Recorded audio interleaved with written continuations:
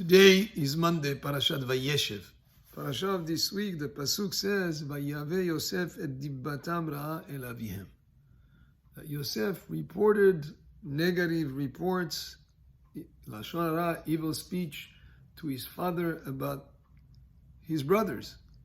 And according to Rashi, there were three things that he said. He said that his brothers ate ever minachai, which means they took a limb from a living animal, and they ate the limb from the living animal before the animal was slaughtered, which is asur. That's considered ever minachai, a limb from a living animal. He reported that the brothers called the children of Zilpah and Bilhah. These were the maids of Leah and Rachel that were given to Yaakov as wives.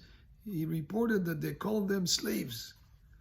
And the third thing, that they had illicit relations with some ladies, and therefore with these three things that he reported to the father, there were negative reports. But actually, our sages explain that unfortunately, he saw certain things and did not understand. He did not really look into it because his brothers were not at fault. Number one, Ever minachai is not applicable to a ben pekuah, which means if you slaughter a cow and you find a baby inside its womb and the baby lives on, he's not chayav b'shchita. He doesn't have to be to have shchita done to it. He can be consumed without shchita. We would do shchita just so that there will be no suspicion like there was here. So he suspected his brothers of eating ever minachai, where he could have just asked them and they would have told him. Unfortunately, all too often people assume certain things that they see, and rather than ask and find out the real truth, they might interpret it in the wrong way like he did. The other thing, he just made, his brothers were going to have illicit relations. That was not true.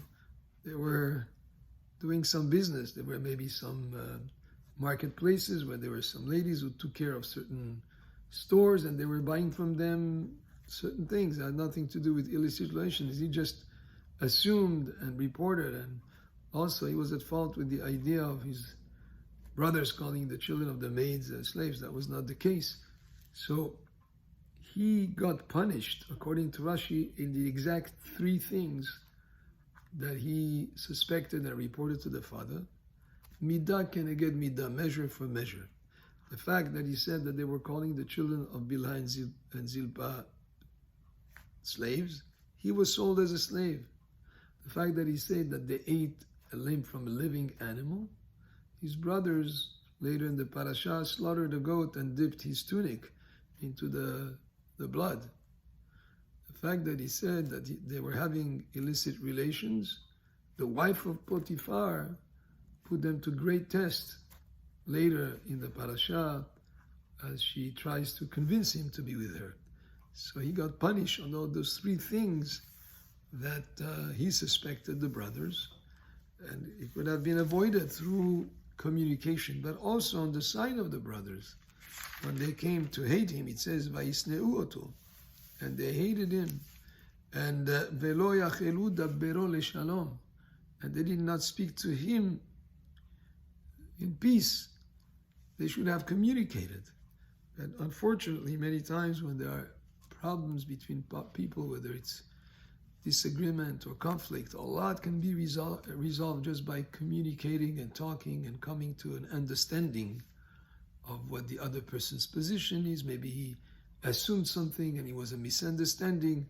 So a lot has to do with communication and not rushing to conclusions. And in this case of Yosef and his brothers, the end was very horrible. They ended up selling their brother.